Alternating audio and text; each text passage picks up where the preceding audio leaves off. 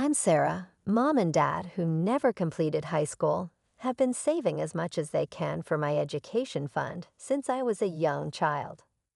They put forth a lot of effort because they thought that education would help me live a better life.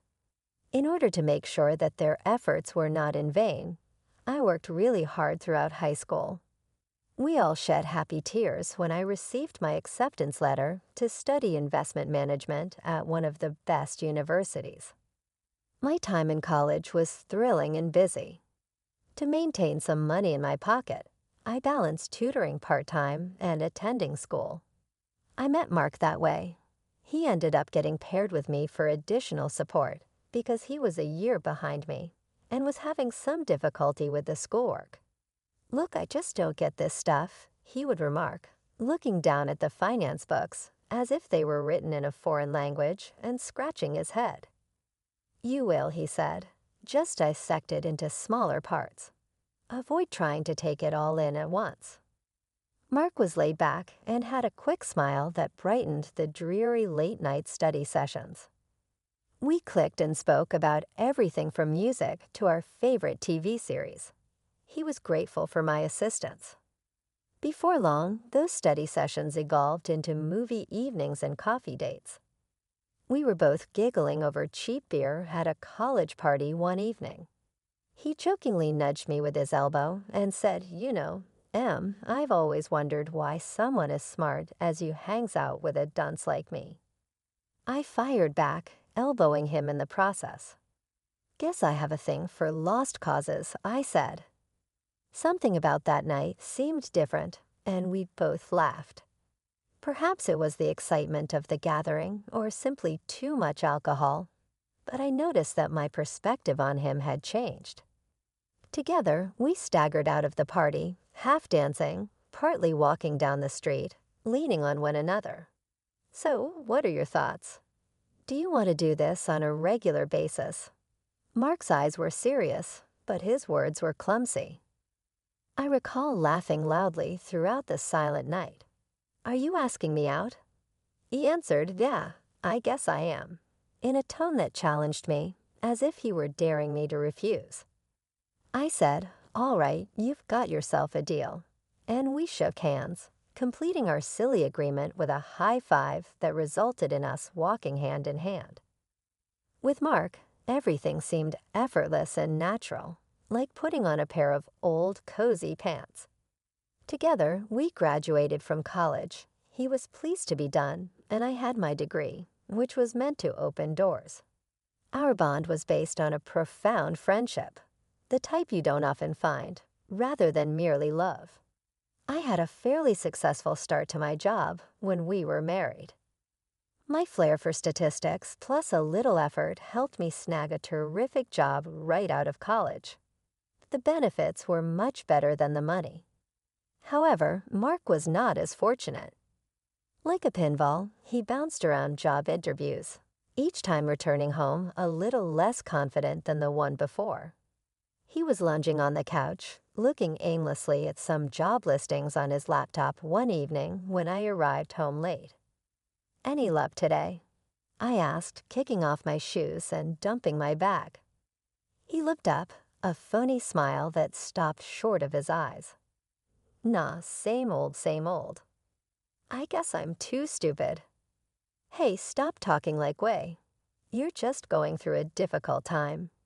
In an attempt to impart some of my positivity to him, I grasped his hand. "Hey, how about you stop doing this? Let's go get my treat, a bite." Mark sighed and shut off his laptop. "Of course, why not? It's not as if I have any upcoming interviews." When we initially moved in together, we would often go to a little cafe around the block, which is where we ended up. Mark's attitude appeared to improve as we moved into our typical booth.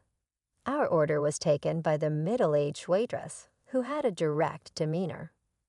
While chewing her gum, she inquired, "The usual for you, too." Mark smiled. "Yes, Judy, and don't stop serving coffee. It has been a typical day." "Coming right up, hun," she winked in response.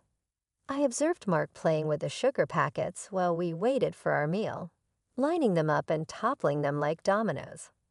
Abruptly, he replied, maybe this is a sign. Perhaps these corporate jobs aren't for me. Perhaps I should think creatively. Curious, I leaned closer. Like what? I'm not sure. Something practical.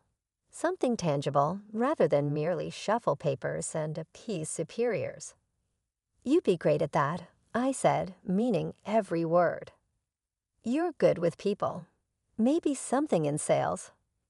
Mark chuckled, his eyes lighting up a bit.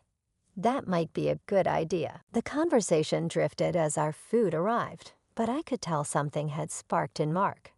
For the first time in months, he seemed to consider the possibilities rather than dwell on the failures. It took a good while, but finally he snagged a position. Not the dream job by any stretch, and the paycheck. Well, it was nearly half of what I was pulling in. I didn't mind the disparity. I was just glad he found something. But Mark took it hard. You could see it ate at him, being the one who brought less to the table. I just never thought I'd be the one being supported. He admitted one night, his voice low, almost drowned out by the hum of the microwave in our tiny kitchen. Hey, it's us against the bills, not you against me. I tried to reassure him, passing him a beer. We're a team, right? Yeah, a team, he echoed, but his half-smile didn't reach his eyes. Over time, though, he seemed to get used to the setup. The weight of paying rent, groceries, and everything in between fell on my shoulders, and I handled it without a fuss. I even splurged on him now and then, fancy gadgets, the kind of clothes he wouldn't buy for himself. Mark got cozy with this arrangement, real cozy. He started pointing out stuff in stores, saying, hey, that would look great on me. I laughed it off, clouded by love, thinking this was just playful banter between us. My colleagues at work saw it differently. He's getting a bit too comfortable, don't you think? They'd hint after I shared stories over lunch. I shrugged off their concerns, figuring they just didn't see the full picture of our marriage. He's been through a rough patch. It's my turn to spoil him a bit. I defend him, keeping my tone light. Just when I thought we had our lives on a steady track, the unexpected whacked us upside the head. The investment firm where I was making waves suddenly crashed, bankrupt, out of the blue. I came home that day, my head spinning, papers from HR clutched in my shaky hands. Mark, you won't believe what happened, I said as soon as I walked through the door. I was met with the sight of him on the sofa, gaming controller in hand, mid-game. He paused his game and looked up, brows knitted. What's up, babe? The company, they're done. Bankrupt. I'm jobless. He sat up straighter, the seriousness of the situation cutting through the usual homecoming chit-chat. What? But you were just talking about a promotion last week. Yeah, well, so much for that. I tossed the papers on the coffee table, a mix of severance info and legal jargon. Everything's gone to hell, just like that. Mark set his controller down and came over to me, his expression a mix of concern and disbelief. Sarah, that's crazy. What are you going to do? I sank into the couch, the weight of the news anchoring me down. I don't know. I need to start looking, I guess. But who's going to hire someone from a tanked firm? It's like I've got the plague now. He rubbed my back, trying to be the rock I needed. Then you'll find something. You're brilliant. Any company would be lucky to have you. But weeks turned into months, and every interview ended with some version of, we'll be in touch, which really meant, don't hold your breath. The rejections piled up, slamming me with doubt and worry. One evening, after yet another thanks, but no thanks, I vented to Mark over dinner. It's like I'm toxic, Mark. Today one guy actually said, sorry, but we can't risk someone associated with that kind of failure. As if I personally ran the company into the ground. Mark shook his head, stabbing at his food. That's bull. They don't know what they're missing. Yeah, well, apparently they think they're dodging a bullet, I muttered, pushing my own food around my plate. Then the bills started to grow, a monstrous pile that seemed to taunt us from the kitchen counter. Each envelope was a reminder that my savings wouldn't last forever. Mark tried to pick up extra hours, but it wasn't enough to keep up. One night, as I was crunching numbers, trying to make sense of our dwindling finances, Mark came into the kitchen with a sheepish look on his face. So, about the bills. I didn't even look up. What about them? He shuffled his feet, a sure sign he was nervous. Well, it's just, I'm not pulling in much. Maybe we should cut back some more. Maybe we could move to a smaller place or sell the car. I stared at him, the reality of our situation washing over me in a cold wave. We're really in it, aren't we? Mark nodded, coming over to wrap his arms around me. We'll figure it out, Em. We always do. Weeks of fruitless job hunting ground me down, each day chipping away at my savings and hope. The money was running out fast, and Mark, who had grown used to a comfortable life, now shouldered all our bills. This shift brought out a side of him I'd never seen before. One night, he exploded. You're just sitting around all day doing nothing. I'm out there busting my ass. And for what? To come home to a freeloader. His words stung. Freeloader? Really, Mark? Who do you think kept us in a flat all these years? I shot back, my voice sharp with hurt and anger. He just scoffed, shaking his head. Yeah, well, past. What are you doing now? Nothing. I couldn't believe what I was hearing. This wasn't the man I married. But before I could gather my thoughts to respond, the real blow came just a few days later. I came home early to grab some documents I needed for yet another potential job lead. As I opened the door, I froze. There was Mark in our living room, cozy with a woman I'd never seen. She was draped on his arm, laughing up at him like she owned the place. Mark straightened up, clearing his throat. This is Anna. She's going to be my wife. The woman, Anna, looked me over with a smug grin. He meets someone young and beautiful if he's going to spend his money, not someone who can't even keep a job. They laughed together, a sound that burned into my memory. I felt my heart shatter, rage and disbelief swirling into a toxic cloud in my chest. Then Mark did the unthinkable. He pulled out a stack of papers from behind him. Here, divorce papers. I think it's time you moved on, Sarah. Without saying another word, I took the papers. My hand shook as I signed them, each stroke of the pen severing the last ties I had to the man I once loved. I packed my things, my movements robotic as I zipped up my suitcase. Mark and Anna didn't even pause their celebration. The contrast between their laughter and the tight, painful lump in my throat was too much. Walking out of that apartment, suitcase in hand, felt like stepping into a void. I had no job, no husband, and suddenly no home. The morning after I left Mark, I woke up early, feeling displaced but determined to start over. I had spent the night at a cheap motel, the kind where you pay cash and no one asks questions. I knew I needed a plan fast. After a stale coffee and a dry muffin from the motel's vending machine, I walked the streets aimlessly. At first, then I remembered a beauty salon nearby, a place I used to frequent back in better days.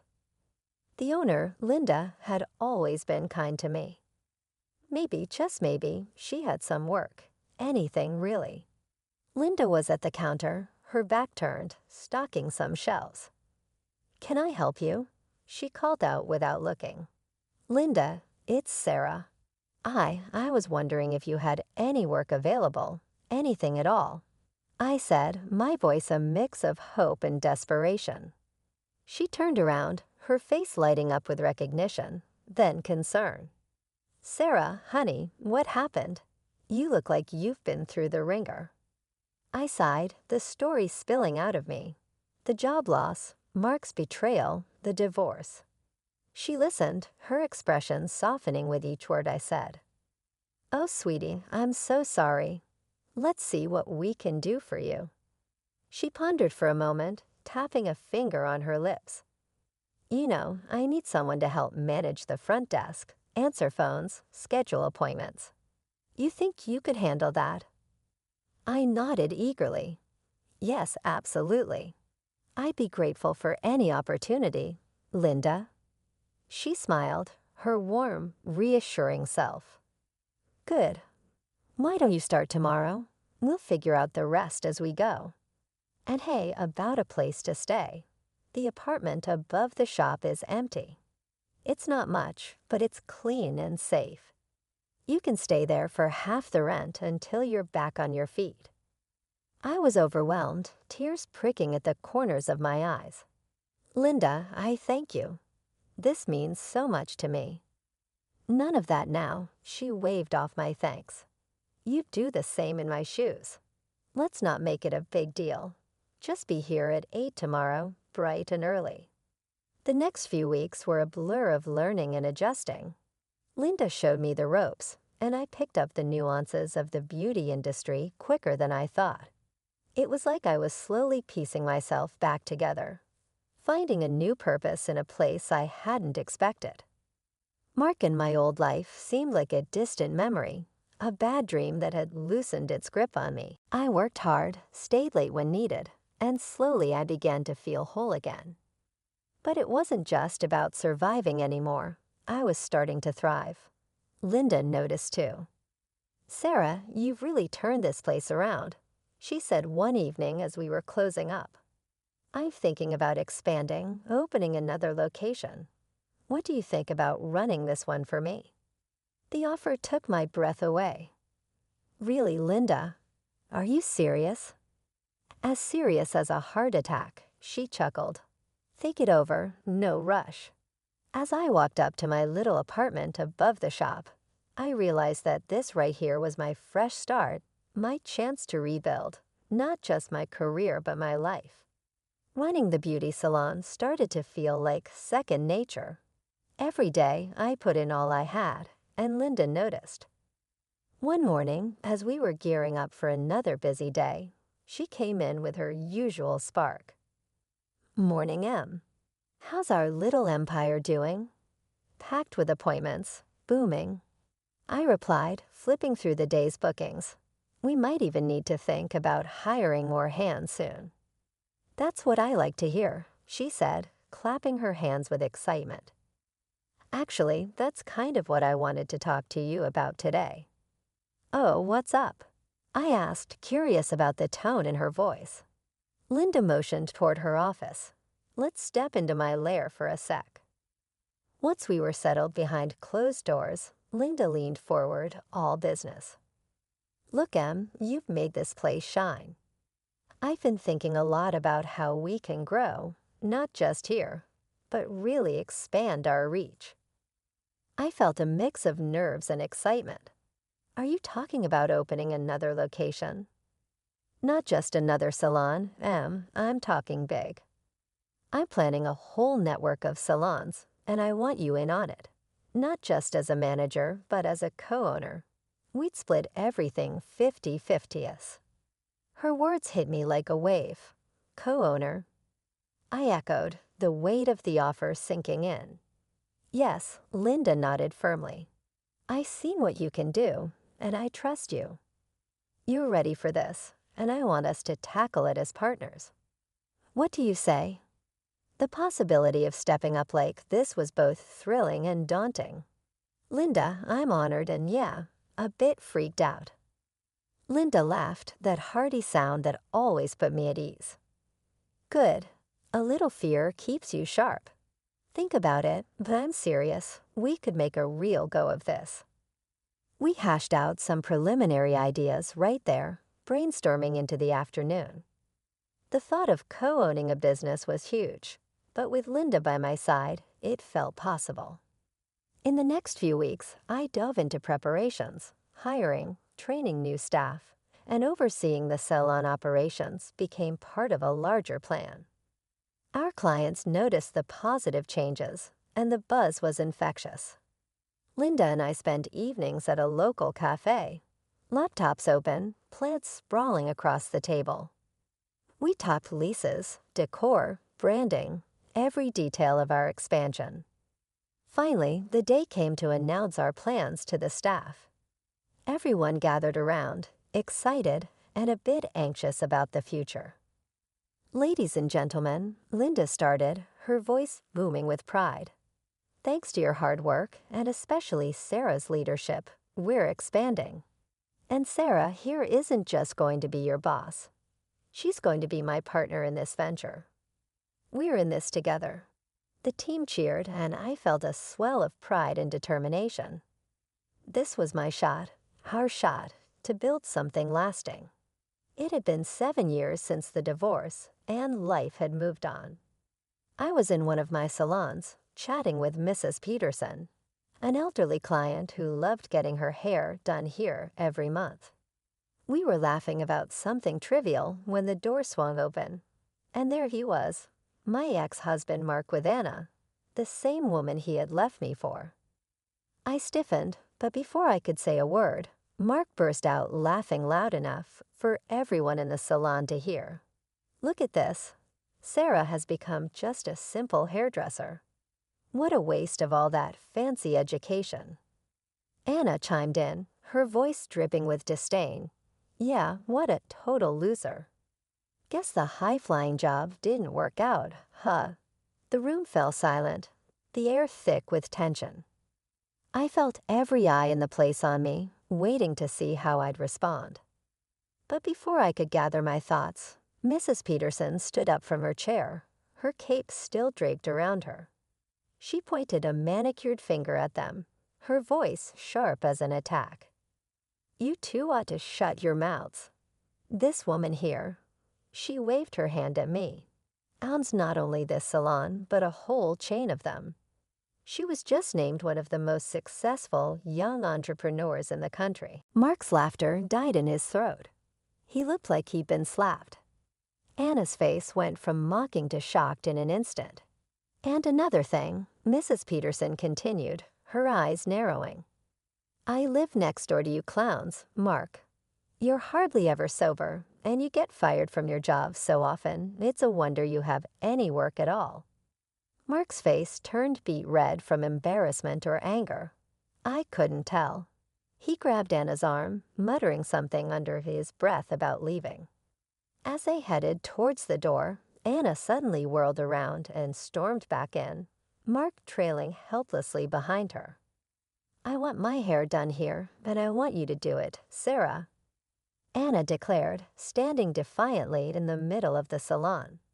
Her voice was loud, her tone brazen, as if challenging me directly. I raised an eyebrow, taking in her audacious demand. "Sure, I can do that. It'll be $250 for a cut and style with me." Her confidence wavered, her eyes widening at the quote. "What? I'm not going to spend a quarter of my salary on some hairstyle." Mark, looking defeated and embarrassed, tried to pull her away again. "Come on, Anna, let's just go." This time, Anna continued to mumble under her breath about the pricing until they departed permanently. Through the glass, I observed them boarding an ancient vehicle that appeared to have seen better days. The episode with Mark became simply another narrative that was added to the rich tapestry of my life's unexpected turns as the days stretched into weeks. The salons were flourishing, and every day I had more reasons to look ahead joyfully than backward regretfully. As I was setting up the new range of organic hair care products on the shelves one clear morning, Linda entered the room with what I knew was yet another brilliant idea shining in her eyes. "I've been considering ways to grow our brand. How would you feel about establishing a training academy in the salon itself? We might impart our knowledge to the upcoming generation of stylists."